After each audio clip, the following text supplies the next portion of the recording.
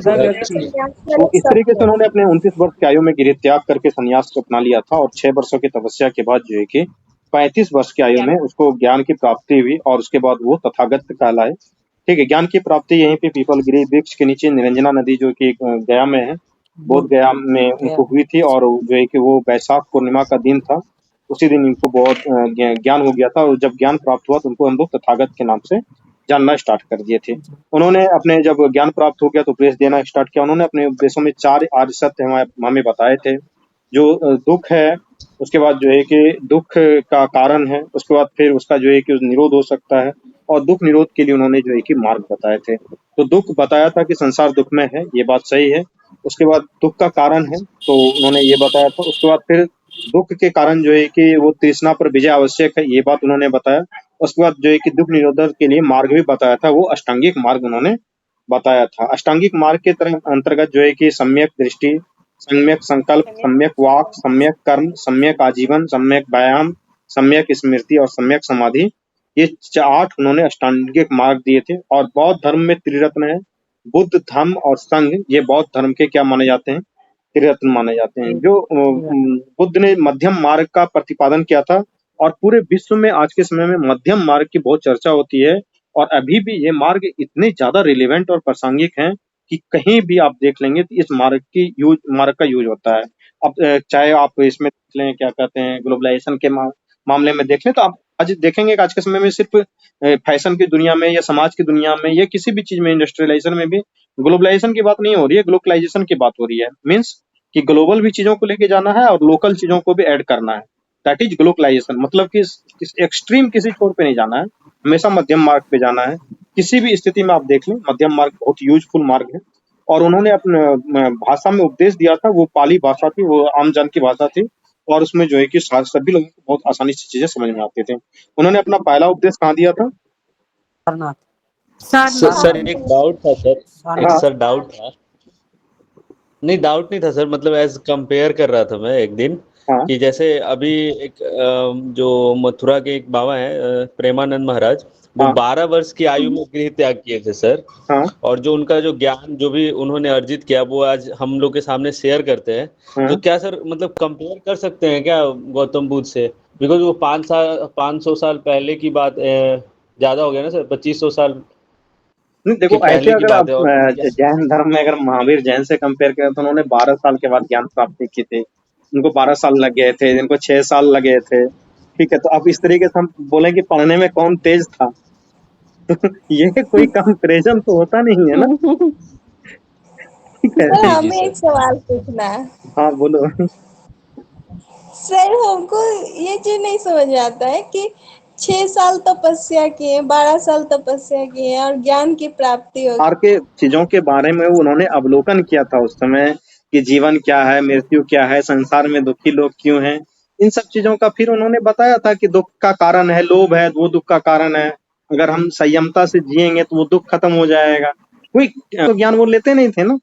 उस समय जो चीजें हमारे भौतिक जीवन का चल रहा था उनके बारे में वो पता लगाने का प्रयास करते थे कि लोग दुखी क्यों होते हैं। भाई लोभ के कारण दुखी होते हैं। ठीक है। तो 6 साल तक बिना भूखे प्यासे कोई रह तो सकता भूखे है? प्यासे नहीं रहे थे, वो उसको खीर खिलाने के लिए बाकायदे लोग आते थे।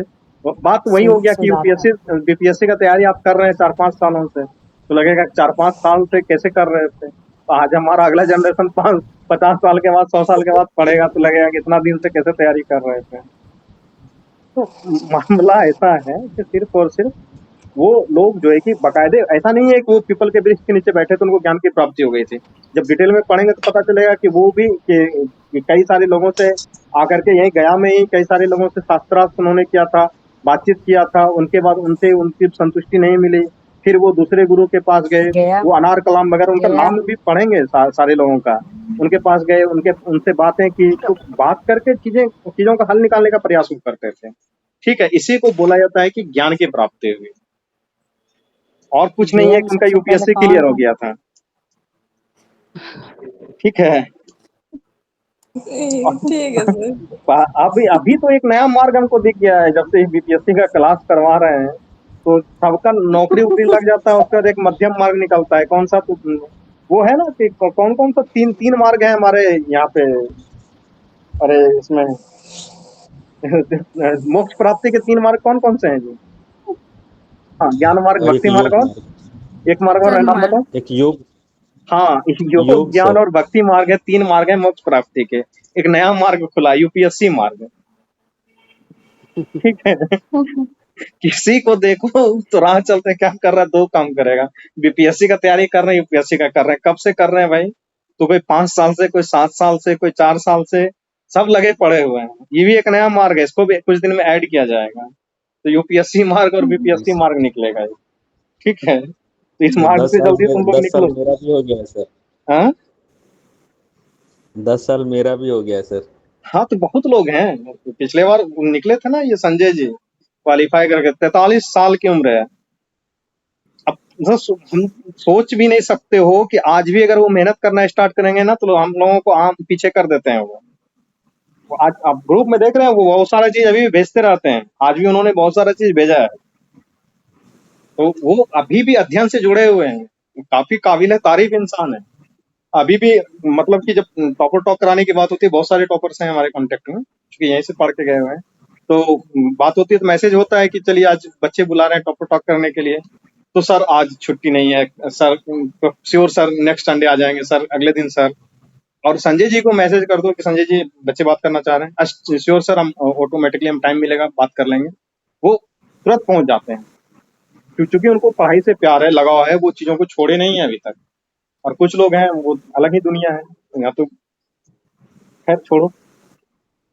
और बाद बाकी कुछ लोग आएंगे तो उनको लगता है कि सर आज नहीं कल कर देते। भाई आज ये क्या ही कर रहे हो, 5 दिन पहले भी नोटिस दे दोगे ना, उसके बाद भी उनको लगता है कि अरे अब तो उससे क्या ही पूछ लेगा, नहीं पूछ लेगा। क्यों? कारण है कि आप छोड़ दिए पढ़ाई को, ज्ञान मार्ग से आपका कोई ज्ञान से कोई लेना देना नहीं रहा। कुछ लोगों की पढ़ने की इच्छा होती है, वो इच्छा मरनी नहीं चाहिए। और उनके बच्चे भी हैं, वो उनके बच्चे काफी शानदार अच्छा कर रहे हैं स्कूलों में।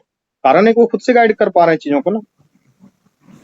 ठीक है, तो मेहनत करते रहना चाहिए। और एक चीज तो है, आपने 12th फेल मूवी देखी होगी, 2 मिनट का समय लूंगा। 12th फेल मूवी में सबसे बेस्ट चीज आपको क्या लगा? देखें कितने लोगों ने देखा? जी सर देखते हैं। क्या उसमें क्या आपने देखा? कंटिन्यूटी। और बताइए। मतलब कैसी कैसे भी परिस्थिति हो, जैसे उसके पास था वो मिल चलाने वाला, तो सर वहां पे भी वो बैठ हर के, बार मतलब कितना सारा शोर शराबा हो, फिर भी अपना डिसिप्लिन मेंटेन करके पढ़ाई करना। हमको जो उस मूवी में नहीं सर, सबसे हर बार बेस्ट, फेल होने पे उसको नया नया चीज सीखने को भी मिल रहा था सर। कहाँ सर हार गलती के हो रही बाद है। हार के बाद भी कोशिश जारी रखना सर, ये हमको अच्छा देखो से चलना। सबसे जो बेस्ट चीज हमको लगा ना उस मूवी का, ऑनेस्टी। बंदा बहुत ऑनेस्ट है। अगर जिस व्यक्ति ने अपने जीवन में ईमानदारी से मेहनत किया है, वो आज नहीं तो कल पक्का सक्सेस हो जाएगा। तुम सोच सकते हो कि वो बोल सकता था इंटरव्यू में कि मेरी दादी मर गई थी, लेकिन उन्होंने नहीं बोला। वो सरदा को बोल सकता था कि मैं इंजीनियर हूँ, कोई उसको करने वाले नहीं था उस क्लास में। कई जगह इस चीजों का वर्णन तुमको मिलता है, लेकिन वो ईमानदार था। और सिर्फ मूवी में ही नहीं, बल्कि वो रियल जीवन में भी काफी ईमानदार। क्योंकि विकास दिव्यकीर्ति सर ने एक बार बताया था कि उनको कोई व्यक्ति, उसकी पत्नी आरएसएस है, वो आईआरएस है, और जो है कि खुद वो आईपीएस है, और उसके बाद 50,000 रुपये उनको बहन की शादी के लिए मांगना पड़े, ये छोटी बात नहीं होती है। आप सोच के देखना कि व्यक्ति ईमानदारी से भी कैसे जी सकता है। इसलिए मैं बार बार कहता हूँ, अपने जीवन में खुद के प्रति ईमानदार रहिए, खुद के पढ़ने के प्रति ईमानदार रहिए। पक्का सिलेक्शन होगा, आज नहीं हो कल हो, लेकिन होके रहेगा। ठीक है, चलिए आगे बढ़ते हैं। तो बताइए, बुद्ध का जो घटना है, उसके जीवन से जुड़ी बहुत सारी घटनाएं हैं। बस छोटे छोटे सवाल है कि जन्म का क्या प्रतीक है, यौवन का क्या प्रतीक है? बताइए जन्म का प्रतीक। हाथ कमल का सर। कमल। कमल। यौवन का ताड़। उसका महाविष्णु निर्माण का गिरी त्याग जिसको बोलते हैं। घोड़ा। घोड़ा। घोड़ा। ज्ञान प्राप्ति। बोधि। और उसके बाद फिर सॉरी, बोधि ब्रिज। पीपली बोधि वृक्ष, सही बात है। उसके बाद जो है कि मृत्यु का, पद स्तूप या पद चिन्ह। और जो है कि प्रथम उद्देश्य का चक्र को महाधन। ठीक है। तो इस तरीके से उसके जीवन से जो है कि कई सारी घटनाएं जुड़ी हैं। घटनाओं को हम लोग जो है कि प्रतीक के रूप में भी देखते हैं। तो उसके जीवन की घटनाओं का प्रतीक कुछ इस तरीके से है कि जब जब उनका जन्म हुआ था, तो वो उसको प्रतीक के रूप में कमल को रखा गया था। उसके यौवन, उसकी जिसको जो है कि साढ़ के रूप में शो किया गया है। महाभिनिष्क्रमण, जिसको कि गिरि त्याग भी हम लोग बोलते हैं, उसके लिए उन्होंने जो है कि घोड़ा से ही वो घोड़ा लेके निकले थे, इसलिए जो है कि घोड़ा से दर्शाया गया है। उसके बाद जिसको कि संबोधि बोलते हैं, ज्ञान प्राप्ति को संबोधि बोला जाता है, वो पीपल के वृक्ष के नीचे हुआ था, बोधि वृक्ष, जिसको कि बोधि वृक्ष से दर्शाया गया प्रतीक के रूप में। उसके बाद महापरिनिर्माण, उनकी मृत्यु को जो है कि हम लोग परिनिर्माण बोलते हैं। तो स्तूप या पद चिन्ह, इससे जो है कि उनके महापरिनिर्माण को दर्शाया गया, उनकी मृत्यु को दर्शाया गया है।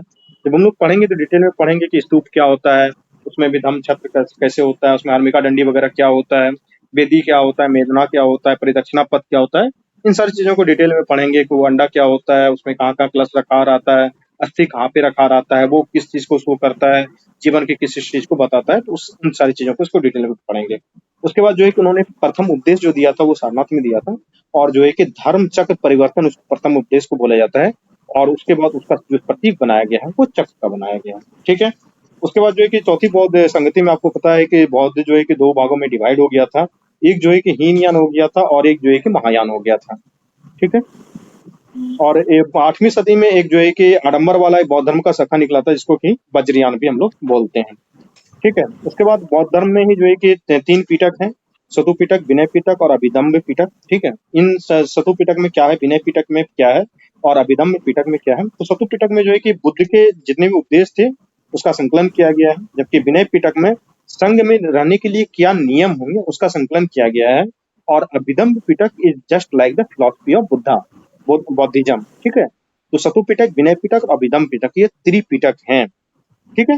तो सतु पिटक में क्या होगा कि बुद्ध ने जितने भी उपदेश दिए थे, जब उनकी मृत्यु हो गई तो उनको संकलित कर लिया गया कि जो ज्ञान आज तक इतना महाज्ञान हम लोगों को प्राप्त हुआ है, ये ज्ञान कहीं खो नहीं जाए, इसके लिए इसका संकलन हम लोग कर लेते हैं।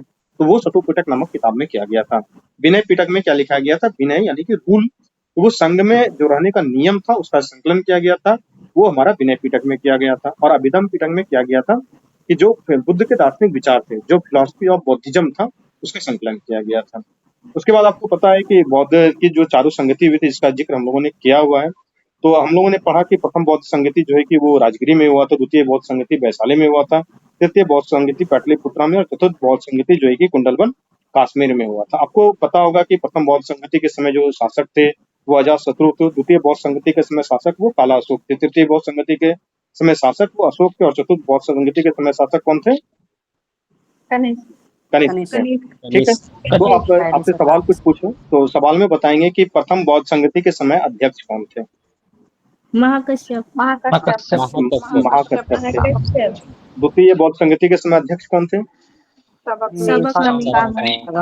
चतुर्थ बौद्ध संगति के समय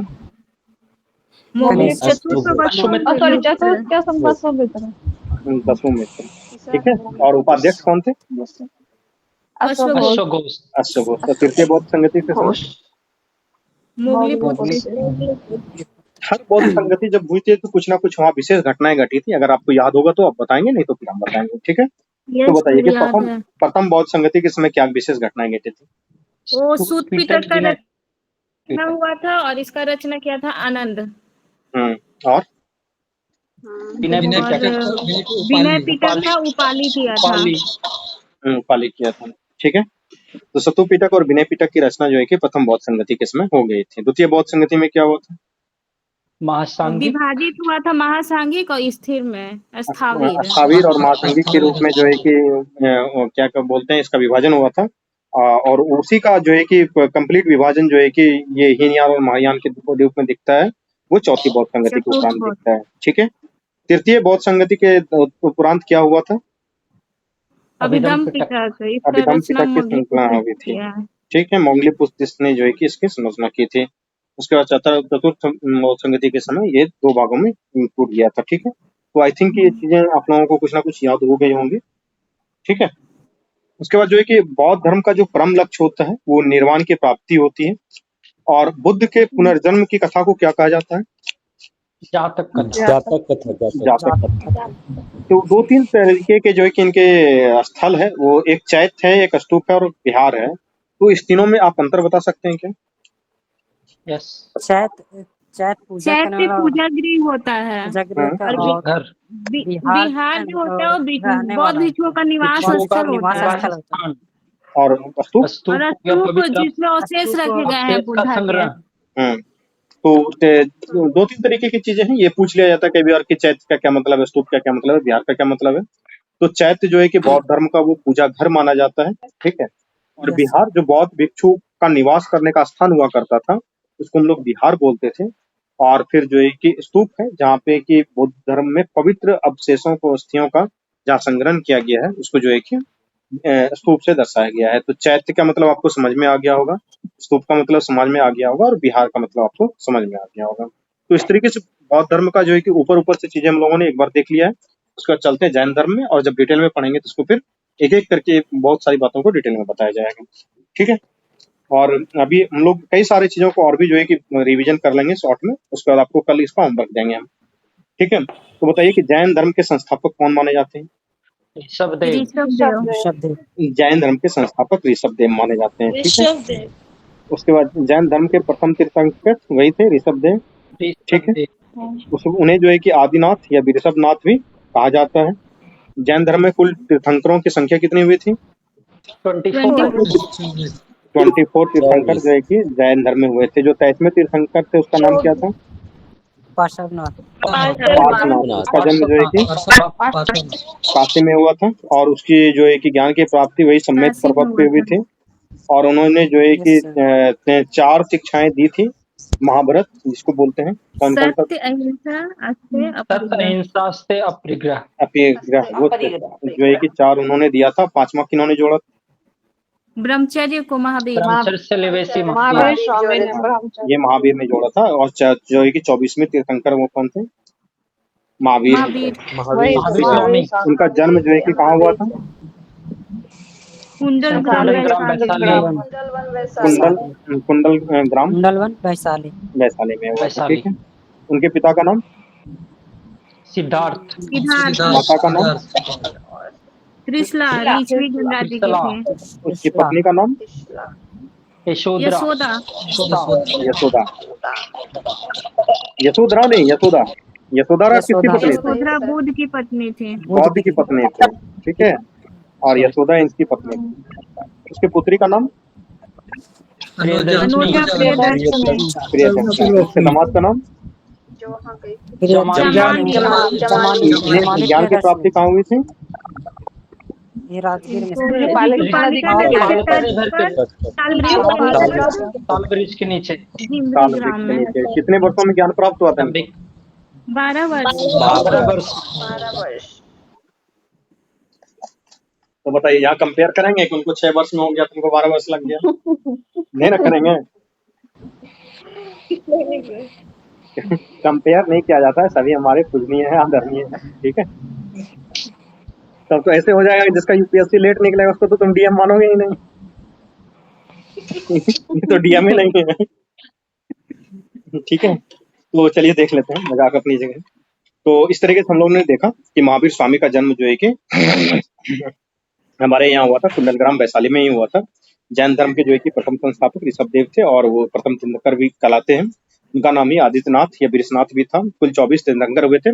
23वें तीर्थंकर उनके पार्श्वनाथ थे, और उनका जो है कि जन्म काशी में हुआ था। उनके पिता जो है कि अश्वसेन थे, वो काशी के राजा थे।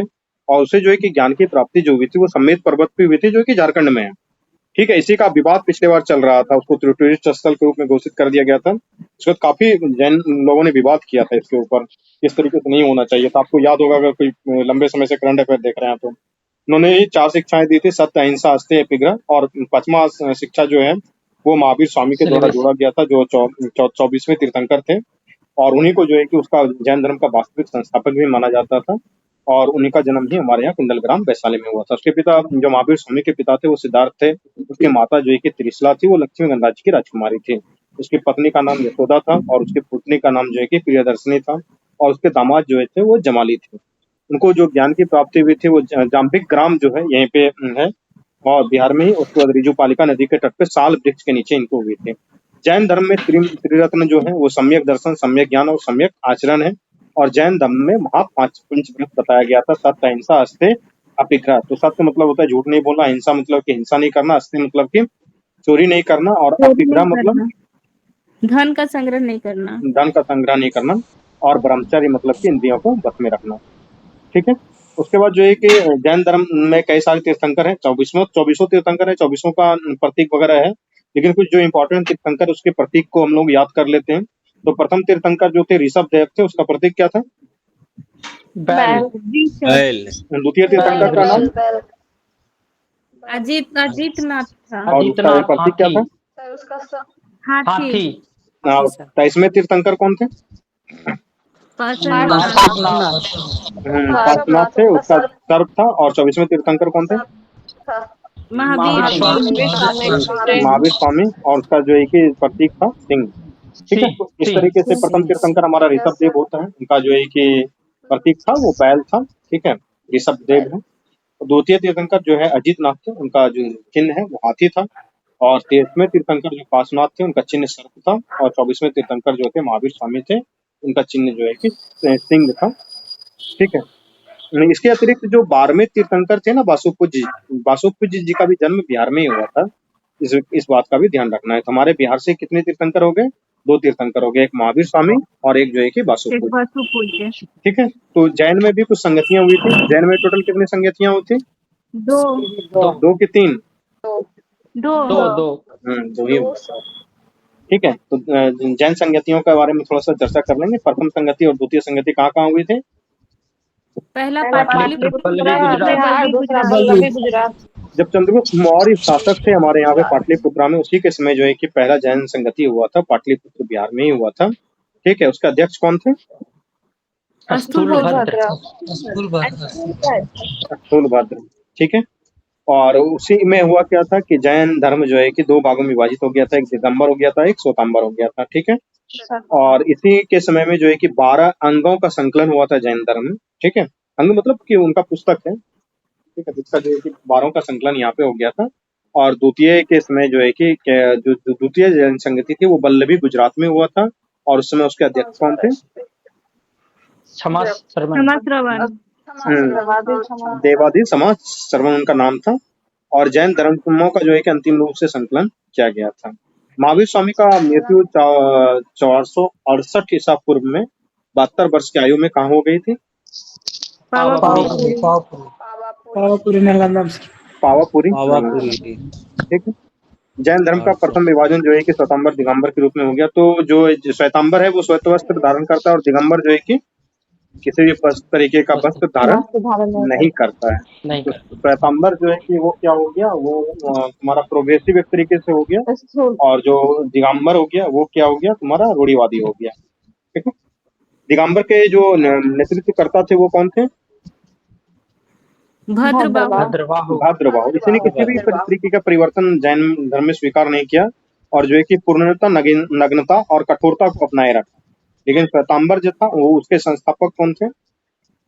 स्थूलभद्र को माना जाता है। इन्होंने स्थूलभद्र ने ही श्वेतांबर को नेतृत्व दिया था, और इन्होंने श्वेत वस्त्र पहनने की परंपरा का जो है कि शुरुआत किया था। उन्होंने कहा था कि जैन धर्म के लोग श्वेत वस्त्र पहन सकते हैं, और इसके ये दिगंबर की तुलना में कम कठोर था, और इसमें जो है कि परिवर्तनशील ये धर्म था, और परिवर्तनशील विचारों को स्वीकार किया गया था। इसलिए आप जहाँ भी देखेंगे, हीनयान महायान में भी देखेंगे, तो जो महायान शाखा है बौद्ध का वो काफी विस्तार हुआ है उसका। और यहाँ पे जो श्वेतांबर शाखा है जैन का, उसका भी काफी विस्तार हुआ है। क्योंकि धर्म को परिवर्तनशील होना ही चाहिए। अगर परिवर्तनशील धर्म नहीं रहेगा तो फिर उसको अपनाना मुश्किल हो जाएगा सभी लोगों के लिए। ठीक है। तो इस तरीके से जो है कि इस धर्म का काफी विस्तार हुआ है। आपको श्वेतांबर का तो विस्तार काफी दूर तक है, और उसमें भी जो है कि महायान जो शाखा है बौद्ध धर्म का, उसका भी विस्तार काफी दूर तक है। लेकिन दिगंबर वाला का विस्तार उतना नहीं हो पाया है। ठीक है। तो इस तरीके से हम लोगों ने धर्म के बारे में देख लिया। उसके बाद और भी जो चीजें पढ़ने हैं, उसके बाद फिर शुंग वंश आता है, आपको पता है, फिर कन्नद वंश आता है, फिर कुषाण वंश आता है, फिर गुप्त वंश आता है, फिर चंद्रगुप्त जो है कि इसमें बहुत सारे गुप्त वंश के राजा है। चंद्रगुप्त प्रथम है, समुद्रगुप्त है, चंद्रगुप्त द्वितीय है, उसका कुमारगुप्त है, स्कंदगुप्त है। ये सुना लग रहा है ना सारा? Yes sir. पाल वंश, ये बंगाल का था पाल वंश, उसको भी पढ़ना है। ठीक है। तो उसके बाद जो है कि क्या कहते हैं, बहुत सारे इतिहास के पुस्तक हैं, उसको पढ़ेंगे। उसके बाद फिर मध्यकालीन इतिहास में आएंगे, तो किस तरीके से बख्तियार खिलजी ने जो है कि यहाँ पे आक्रमण किया था उसको देखेंगे। फिर जो है स्थानीय वंश को पढ़ेंगे, मिथिला का जो कर्नाटक वंश था उसको पढ़ेंगे। संतलत काल में बिहार को पढ़ेंगे, कैसे किस तरीके से नानीदेव ने कर्नाटक वंश की स्थापना की थी, उस चीज को देखेंगे। उसके बाद फिर अफगान शासक बिहार में आया था, सिकंदर लोदी, दरिया का नुआनी, बाहर का नुआनी, ये सब चीजों को पढ़ेंगे। घाघरा का युद्ध हुआ तो इसको भी पढ़ेंगे। शेरशाह सूरी जो आए थे बिहार के ही थे और बहुत बड़े वो शासक आगे चल के बने थे, इनको पूरा डिटेल में पढ़ना है। फिर मुगल खान में के शासन में बिहार कैसे हुआ, कहाँ ताज खां करानी का क्या रोल था, उसका पुत्र जो दाऊद खां करानी था उसका क्या रोल था, उसके बाद किस तरीके से जो कि पटना को जीता गया, उसके बाद मुनीम खान का क्या रोल रहा, राजा मान सिंह को कब यहाँ पे लाया गया, रोहतास में जो है कि रोहतास को राजधानी बनाया था, राजा मान सिंह ने ही बनाया था। उसके बाद फिर औरंगजेब का जो पुत्र था राजकुमार अजीम को नियुक्त किया गया था, उन्होंने जो है कि पटना का नाम ही चेंज कर दिया था, अजीमाबाद कर दिया था। उसके बाद जो है कि शाह आलम द्वितीय का भी यहाँ पे राज्याभिषेक वगैरह हुआ है, उन चीजों को देखेंगे। फिर मुर्शीद कुली खान, अलवर्दी खान, सरफराज खान, जो गेरिया का युद्ध है वगैरह है, जो पूर्णिया वगैरह में था ना उसका, उसके मौसी घसीटी बेगम वगैरह वो सारे को पढ़ेंगे। उसके बाद फिर सिख धर्म से भी बिहार का जुड़ाव रहा है काफी, तो सिख धर्म के संस्थापक वगैरह थे। 9वें गुरु का तो यहाँ पे जो है कि 10वें गुरु गोविंद सिंह का जन्म ही हुआ था हमारे यहाँ पे, ठीक है। तो इस तरीके से उसको देखेंगे। 9वें गुरु आए थे यहाँ पे ना अपनी पत्नी के साथ ही यहाँ पे, गुरु तो एक बहादुर, उसकी पत्नी क्या नाम था? तेग बहादुर, हाँ सुलक्षणी, नहीं सुभद, गुजरी देवी, गुजरी देवी, ऐसा है। गुजरी देवी थी। उन्हीं से जो है कि पुत्र की प्राप्ति हुई थी। गुरु गोविंद सिंह का जन्म 26 दिसंबर 1666 1666 को हुआ था ये पटना में, पटना साहिब। खालसा पंथ की उन्होंने स्थापना की थी। कच्चा काड़ा प्रेस और इरफान ये उन्हीं का देन है, ठीक है। तो इस तरीके से बहुत सारी चीजें जो है कि बिहार स्पेशल में पढ़ना है, तो बिहार स्पेशल को भी पढ़ेंगे, साथ साथ पॉलिटी हम लोग पढ़ रहे हैं, पॉलिटी भी पढ़ेंगे। और करंट अफेयर भी अब आप लोगों को पढ़ना जरूरी हो गया है, तो करंट अफेयर को भी जो है कि धीरे धीरे पढ़ाते चले जाएंगे, तो चीजें जो है कि पॉलिटी की बहुत तेजी से खत्म हो जाएंगी। अब आप लोग क्या करेंगे, आप लोग जाकर के जो भी बिहार स्पेशल की किताब आपके पास है, आज जितना हम लोगों ने परिचय के रूप में पढ़ा है, उसको कल क्या करना है, डिटेल में पढ़ के आना है, और कल सबको आंसर देना है। ऐसा नहीं कि 4 लोग बोलेंगे और 8 लोग सुनेंगे, ठीक है। Okay sir. तो आज हम लोग जी सर, इतना ही रहने दें, जी ठीक है। बहुत बहुत सारी चीज इसमें पढ़ने के लिए है, उसका घटनाक्रम वगैरह एक एक करके याद करना है, बहुत सारी चीजें हैं इसमें। आपको हर राज्य का राजधानी वगैरह कौन था राजा, ये सब याद होना चाहिए। ये किस वंश में, मतलब बिहार में ही बहुत सारी राजधानियां हुई थी। आपको आश्चर्य लगेगा कि गुप्त वंश के समय अलग राजधानी, पाल वंश के समय अलग राजधानी था, उसके बाद जो है कि मौर्य वंश के समय अलग राजधानी रहा, उसके बाद फिर जो है कि शुशुनाग वंश के समय अलग राजधानी हो गया था। तो कितनी राजधानी, तो उसके समय ही परिवर्तन हो गया था। बहुत सारी किताबों की भी रचना हुई है जिसमें कि बिहार के बहुत सारे चीजों का वर्णन किया गया है, ठीक है। और बहुत सारी चीजें जो है कि बिहार से जुड़ी हुई भी है, जैसे कि तुम्हारा जो है कि सुयुकी, ये किसने लिखा है? फाहियान, हाँ फाया नहीं वो सुयुकी वेनसंग का है। सुयुकी हेनसांग का, पायान का नहीं। जल्दी के चक्कर फाहियान का भी ऐसा ही नाम है सर, इसलिए कंफ्यूजन हो गया। ठीक है। सुयुकी है। मिलिंद पनो, नागसेन, नागसेन। प्रज्ञा प्रतिमा, नागार्जुन का नागार्जुन बहुत पढ़े लिखे व्यक्ति थे, उन्होंने एक सिद्धांत दिया था, शून्यवाद। शून्यवाद का सिद्धांत नागार्जुन ने ही दिया था। बुद्ध चरित्र, अश्वघोष अश्वघोष जो है इसके लेखक थे। बुद्ध चरित्र ये बौद्ध धर्म का महाकाव्य कहलाता है। मिलिंद पनो, अभी तो नागसेन। ये एक्चुअली मिलिंद पनो क्या है, 2 लोगों के बीच का संवाद है। नागसेन और मीनांडर का, मीनांडर और नागसेन के बीच संवाद है, और मतलब संवाद इतना तगड़ा किया था कि उसको किसमें ला लिया था, तुम सोच लो। ये जैन बौद्ध धर्म में मिला, बौद्ध धर्म में ला लिया था उसको, कितना तगड़ा संवाद किया होगा मिलिंद तो नागसेन जो एक राजा को मना लिया था, इस चीज को समझे, ठीक है। उसके बाद जातक कथाओं में किसका वर्णन किया गया है? बौद्ध के पुनर्जन्म की कहानियां लिखी गई है, ठीक है। उसके बाद महावंश में किसका वर्णन मिलता है? श्रीलंका राजाओं का, श्रीलंका के राजाओं का वर्णन जो है कि महावंश में मिलता है। और ललित विस्तार, ये गणित का पुस्तक है। बुद्ध की लीलाओं का वर्णन किया गया है। ये ललित विस्तार में किया गया है, बुद्ध की लीलाओं का वर्णन किया गया है। महावंश में श्रीलंका के राजाओं का वर्णन मिलता है, और जातक कथा में जो है कि पुनर्जन्म की कहानियों का कहानी वर्णन मिलता है। ये बताइए कि औदंतपुरी विश्वविद्यालय की स्थापना किसने की? कुमार धर्मपाल धर्मपाल धर्मपाल गोपाल धर्मपाल या गोपाल? गोपाल गोपाल गोपाल सर गोपाल गोपाल ने किया था। धर्मपाल हम्म, उदयपुरी बिहार शरीफ से हाँ, औदंतपुरी बिहार शरीफ में सोमपुर बिहार, इसका निर्माण किसने करवाया? धर्मपाल धर्मपाल धर्मपाल धर्मपाल ने 2 यूनिवर्सिटी बनवाया, एक तो विक्रमशिला वाला भागलपुर वाला जो है, कानपुर महाविहार एक सोमपुर और महाविहार वाला जो है कहाँ है अभी? बांग्लादेश बांग्लादेश ठीक है, तो 2 यूनिवर्सिटी इनके द्वारा बनवाया गया था। और गोपाल ने जो है कि उदंतपुरी विश्वविद्यालय बनवाया था, वो बिहार शरीफ में था। ठीक है, उसके बाद देवपाल ने अपनी राजधानी का परिवर्तन कर लिया था। कहाँ लाया था राजधानी परिवर्तन करके? मुंगेर मुंगेर मुंगेर मुंगेर मुंगेर ही ला लिया था इन्होंने। ठीक है, तो आज रहने थे 11:30 बजे। तो अच्छा लगा डिस्कशन।